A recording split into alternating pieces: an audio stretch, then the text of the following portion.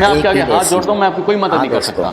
ना घर में राशन है और ना ही मालिक मकान को देने के पैसे हैं। आप भी कोई ना कोई काम शुरू कर दें, आखिर घर तो चलाना है ना। वरना जिसका घर चलाने वाला जाता है वो हाथ फैलाने पर मजबूर हो जाता है, लेकिन कोई उसका साथ नहीं देता। भाभी मैं कुर्बानी के लिए बकरा ले चुका हूँ, मेरे पास कोई पैसे नहीं है। मैं आपके आगे हाथ जोड़ता हूँ, मैं आपकी कोई मदद नहीं कर सकता। अगर मेरे हालात ठीक होते तो मैं यहाँ कभी ना आती।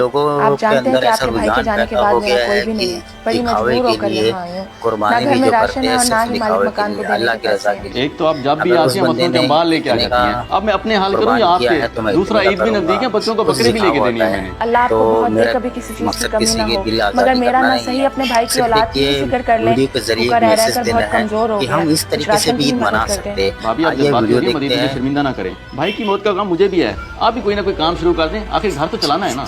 अल्लाह आपको खुश रखे, आपके बीवी बच्चों को कभी कोई परेशानी ना हो। वरना जिसका घर चलाने वाला जाता है वो हाथ फैलाने पर मजबूर हो जाता है, लेकिन कोई उसका साथ नहीं देता, चाहे वो अपना हो या पराया।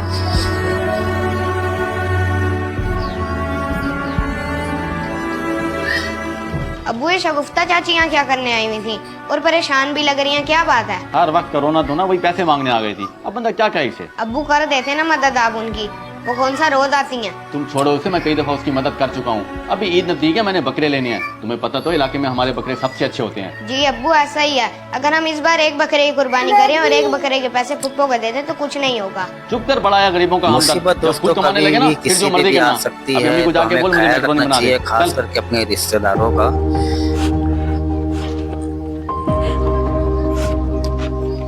शगुफ्ता बहन, सब खैर तो है? रो क्यों रही हैं और किधर जा रही हैं इतनी धूप में? बस भाईजान क्या बताऊं, मदद के लिए दर बदर फिर रही हूँ। खामन के जाने के बाद कोई नहीं है कमाने वाला, बच्चे भूखे हैं घर में। देवर के पास गई थी मदद के लिए, पर उन्होंने भी इनकार कर दिया। बहन मुझे बड़ा अफसोस हो रहा है ये सब सुनकर। ऐसे हालात में एक बेवा अपने बच्चों के साथ कैसे गुजारा करेगी? जी मैं इसलिए आपके पास ही आ रही थी। वो अगर सदके खैरात के पैसे हो तो मुझे दे दें, रोटी पकानी है घर में, बच्चे दोस्तों हम अपने बच्चों को जिस तरीके से सिखाएंगे बच्चे उसी तरह सीखेंगे। और इस तरह से जो बच्चे होते हैं कहीं तो मैं आपके देवर से बात करके बच्चे की नहीं नहीं इमाम साहब, इसका कोई फायदा नहीं है। उनको मेरे कहने से एहसास नहीं हुआ तो आपके कहने से क्या होगा? अच्छा आप परेशान ना हो, मैं कुछ करता हूं। सुनिए इनकी बात जरा ध्यान से सुनिए दोस्तों। बेटा बस कर दो, बकरा थक जाएगा। और तुम भी बाबा थोड़ी देर तो खेलने दें। माशाल्लाह बशीर साहब, बहुत बहुत मुबारक हो।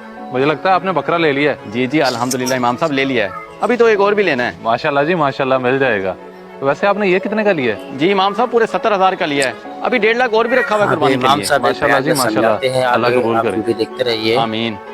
चलो यार बेटे से घर ले चलो, वीडियो है, मुझे बहुत पसंद है इसलिए सोचा आपके लिए साथ शेयर करूं। आपका बहुत बहुत शुक्रिया, अल्लाह आपको बहुत दे इमाम साहब। कोई बात नहीं बहन, बस अल्लाह का शुक्र अदा करते हैं, इंशाल्लाह वो हालात बदलेंगे। किसी की दिल आजारी करना मकसद नहीं है।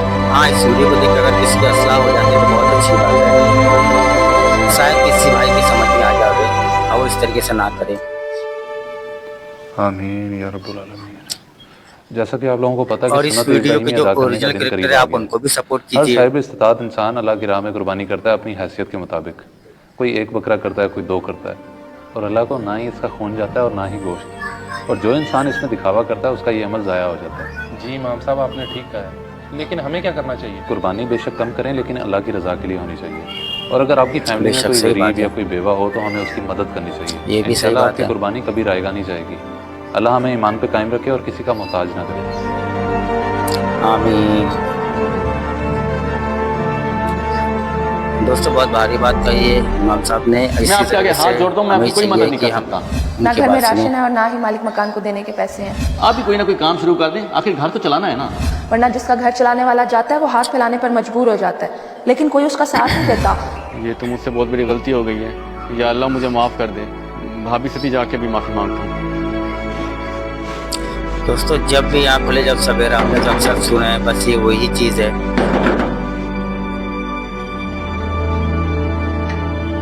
गलती पे नाविदत गलती अगर समझ में आए तो बहुत बड़ी बात है ना दोस्तों। सब कुछ जानते हुए भी मैंने आपकी मदद नहीं की। मैं सोचता था कि कुर्बानी करके अपना नाम बना लूंगा, लेकिन मैं गलती पे था। मुझे एहसास हो गया, मुझे माफ कर दें। हो सके तो वीडियो को शेयर जरूर कीजिए, पता नहीं किसी के साथ हो जाए। लाइक करें ना करें लेकिन शेयर जरूर कीजिएगा। आप एक काम करें, ये कुछ पैसे तो समझ में आज के बाद आप मेरे घर के ऊपर वाले पोर्शन में रहेंगे और बच्चों की सारी तालीम की जिम्मेदारी मेरी। आखिर वो मेरे भाई की निशानी है। बहुत शुक्रिया भाईजान, अल्लाह आपको